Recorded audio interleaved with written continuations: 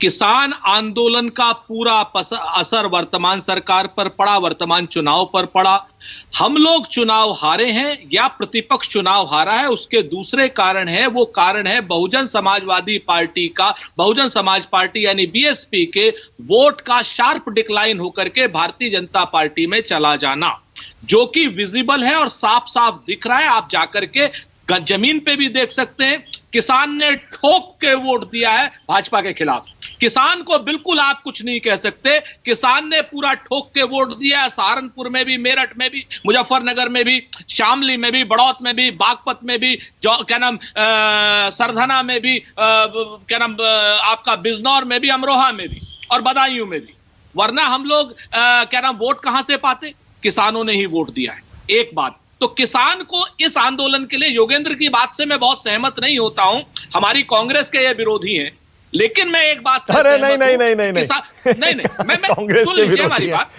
नहीं, बीजेपी कहती है हमारे विरोधी है, कांग्रेस कहती है हमारे विरोधी है, आम आदमी पार्टी कहती है हमारे विरोधी है। हम हमारे बड़े भाई हैं, हम मतलब पूरे सम्मान के साथ कहते हैं, अपना अपना विचार है। लेकिन एक बात से मैं पूरी तरीके से सहमत हूं योगेंद्र भाई की, कि किसान आंदोलन का काम चुनाव जिताना नहीं था, जमीन तैयार करना था। और किसान आंदोलन ने जमीन तैयार की, किसानों ने वोट दिया, किसानों के वोट से ही तो हम आज की डेट में यहां पर खड़े हुए हैं। और सच बताएं आपसे, किसान आंदोलन के वोट को अगर मायावती जी ने स्ट्रेटेजिक तरीके से, या मायावती जी और भारतीय जनता पार्टी के गठजोड़ ने स्ट्रेटेजिक तरीके से नहीं किया होता, जहां हम लोग नहीं समझ पाए ये बात, इस बात को हम स्वीकारेंगे। तो 11% का जो मायावती जी का शार्प डिक्लाइन है और भारतीय जनता पार्टी को वही वोट मिला है, वहां से उन लोगों को संजीवनी मिल गई। इसमें किसान की कहां दिक्कत है? हम तो किसान के ऋणी हैं, किसान ने हमको खड़ा होने लायक छोड़ा। अरे आपको कहां छोड़ा? आप समाजवादी पार्टी की बात कर रहे हैं शायद, आपको तो पिछली बार से कम मिला है। एक मिनट मैं मानक भाई, फिर से मैं आपको एक बात बता देता हूं। यहां पर बात हो रही है, यहां पर सिर्फ कहते हैं ना कि फैसला जो भी हो भरपूर होना चाहिए, इश्क हो या जंग हो भरपूर होना चाहिए, फैसला जो भी हो मंजूर होना चाहिए, इश्क हो या जंग हो भरपूर होनी चाहिए। हमने जंग लड़ी है और हम पूरी तरीके से, इश्क भी हमने किसानों से किया है और किसान ने इश्क के बदले में इश्क दिया है, और किसान भारतीय जनता पार्टी के विरोध में रहा है। इस बात से हमें कोई भी वो नहीं है, कोई नहीं हमसे ये कह सकता कि किसान ने वोट। सुरेंद्र राजपूत, मुझे बस थोड़ी सी आपत्ति आपकी इस बात से इसलिए है, जिन किसानों ने बीजेपी को वोट दिया और बड़ी संख्या में दिया, वो भी किसान है, उनका अपमान मत करिए ये बोलकर कि किसानों ने हमें वोट दिया और किसान बीजेपी के खिलाफ है। अब तो जनादेश आ गया, अब तो ये ना ओपिनियन पोल है, ना कोई एग्जिट पोल है, ना फिर कोई और सर्वे है।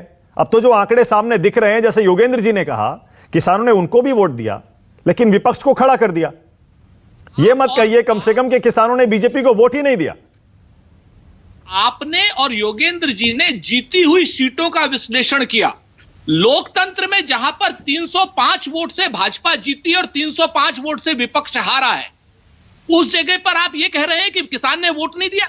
जिस जगह पे 1000 वोट से प्रतिपक्ष हारा है, उस जगह आप कह रहे हैं किसान ने वोट नहीं दिया। जिस जगह पे 5000 से हारा है, और पिछली बार 2017 में कोई सीट ऐसी भाजपा के पास नहीं थी जो 50,000 से, 40,000 से, 70,000 से, गांवों की, शहरों की बात नहीं कर रहा हूं।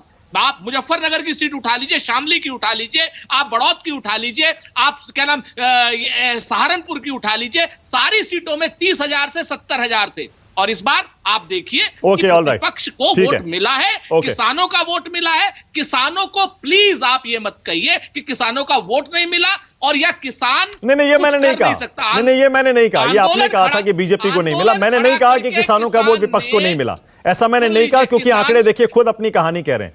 किसानों ने वोट विपक्ष को भी दिया, बीजेपी को भी दिया, लेकिन बीजेपी को ज्यादा दिया, और ये आंकड़ों से स्पष्ट हो रहा है। कहता हूं नहीं दिया, मैं फिर से अच्छा ठीक है, अजय आलोक, उसके बाद आ रहा हूं शहजाद अब्बास और इंद्रजीत सिंह। पार्टी के 11 अजय आलोक वोट को काउंट कर लेंगे।